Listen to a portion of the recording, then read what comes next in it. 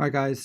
So if you have a dentulous patient, you're going to scan them with the denture in with these radiographic markers. I just make them out of composite BBs, and then I sticky wax them on the denture, and then you're going to scan the denture all by itself on something that usually there's a mounting plate. And you're going to import this into Mesh Mixer, and you're going to highlight the inside of the denture, as I'm trying to do here using the lasso technique. And then I basically tried to delete or hit Y to separate that out. And I'm going to make sure these are separate shells. And then you're going to select all by hitting Control A of the shell you want to delete, which is the teeth and the base and everything like that. And then you have nothing but the ridges. Now what you want to do is you just want to flip normals on this. You do not want to invert this model. You're just flipping normals. And then I'm going to select the very edge of this model by double clicking. And then I'm just going to go to transform, and I'm going to add a little base there by then going to Analyze Tools and do Model Analysis and close that top off through the analysis icon right there. So yeah, I'm going to click and it's going to seal that top off. Good. Now the denture, you duplicated that to begin with, so now you still have it and everything's merged together. So now you have to save these two files as a STL file and bring that back into Romexis, and you're gonna align them. Now this is all obsolete coming in an update, because what's going to happen in an update is when you have a denture and you have it in the guide module and you have it merged, you're going to just be able to click a button in the Romexis guide module that's going to digitally pour the denture within about 3 seconds. So you're not going to have to do all that Mesh Mixer work. So here's a sample of that, and you just go ahead and rather than doing it in Mesh Mixer, you're going to just be able to hit this icon right there, and you'll see it'll delete the denture and pour it up for you, and then you could go ahead and fabricate the guide on top of that.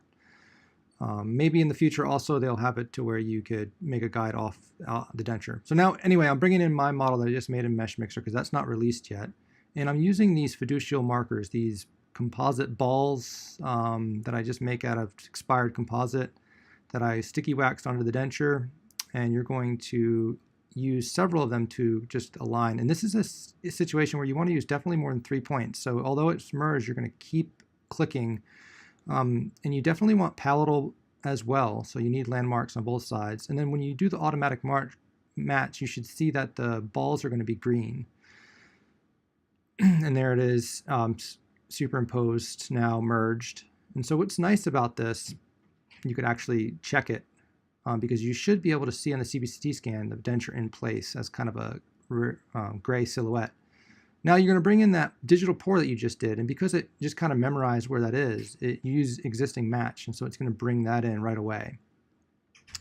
And you could check that as well. And so now I'm going to go ahead and plan the case really quick. I'm going to throw in some, in this instance, Nobel's actives. And we're going to try to find the correct sleeves, deco sleeves, and everything like this, and distance to implants. And just going to throw these in. I think we're going to do six implants for this particular case. So I'm altering my sleeve to implant distance, placing them and copying them by right-clicking and then copying, and then trying to get everything in bone and then coming out properly with the denture in view. So I'm just kind of sped up here because I'm checking everything for you guys. Don't think that you want to watch me actually plan this case in real time. That would be boring. All right, so fine-tuning the sleeve to implant distances and getting everything kind of how I want it, looking at implant-centric view and everything like that, and altering my heights now. What I didn't show is me putting in the actual retention pins. It's really not released yet, but I just slide a little implant in there and then I put the Stecco retention pins. Now we're in the guide module, and I'm selecting the area that I want the guide to fit. Now here's the thing, you see how it didn't render the sleeves for those 5 implants there? That's because the guide material is too thin. So then when I just clicked and it was sped up, but I increased the thickness of that guide to I think 4 millimeters or 3 millimeters, and then it rendered those tubes. So if you run into that error, sometimes you need to increase the thickness of the guide. All right, so now we're going to export all the planned elements, and I have a video showing you guys how to do that. And I'm making the implant extensions and implant solid, and then I have that denture, and everything's merged.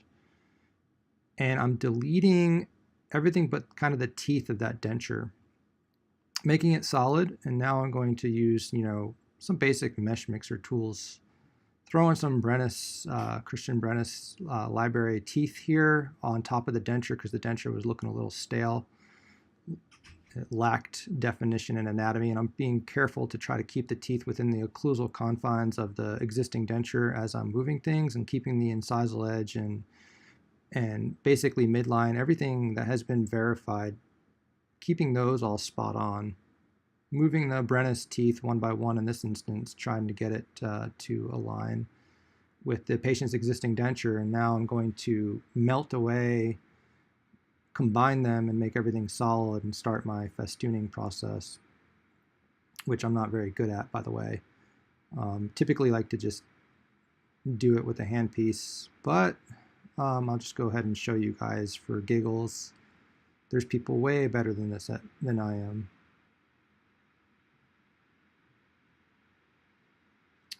All right, so I made that a solid, and now I'm going to suck down. Look at how it's floating out there in space. I'm using the magnetic tool, and I'm making the edentulous model the magnet, and I'm sucking that model down, the hybrid, onto the ridges by using the magnet tool. And now I am going to use Boolean difference, and I'm going to cut back where these extension tubes were, and I'm just going to delete a little flash that I had right there. And that's basically it. I'm going to actually 3D print this and then reline it and pick it up on the day of placement. So I hope this helped somehow in some way.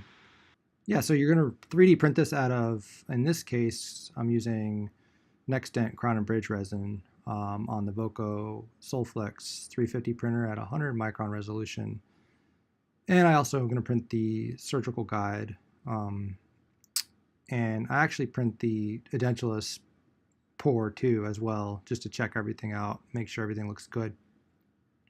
I think that you're going to find that the guides out of Romexis are going to be remarkably accurate. I don't do any tweaking. I don't adjust any settings. I've been fortunate in that I haven't had to mess with any of that. I like to use simple pathways. So for me, I just pick Stecco sleeves and they work. I don't have time to necessarily adjust all the settings for different tubes, but you can. We definitely can customize those guide tube housings for pretty much any sleeve. And here you are. You can see how well it fits on the day of surgery. And those retention pins slide right in. Everything's stable. The surgeon here is placed in this case is Dr. Shigley. He's a really awesome surgeon, and he does everything digital. And I helped him on this case use the Romexis workflow.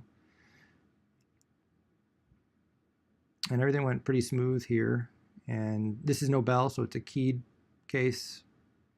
Some systems have keys, some don't. If you have keys, you have to account for the height of the key, and when you're doing the planning, when you're picking the implant to sleeve distance and all that kind of stuff. But everything's good. And we'll do another video when I show the 3D printed prosthetics and how to reline them and how to pick them up and screw them and get everything working for the patient in a pretty fast and reasonable amount of time, all from the plant elements from Romexis.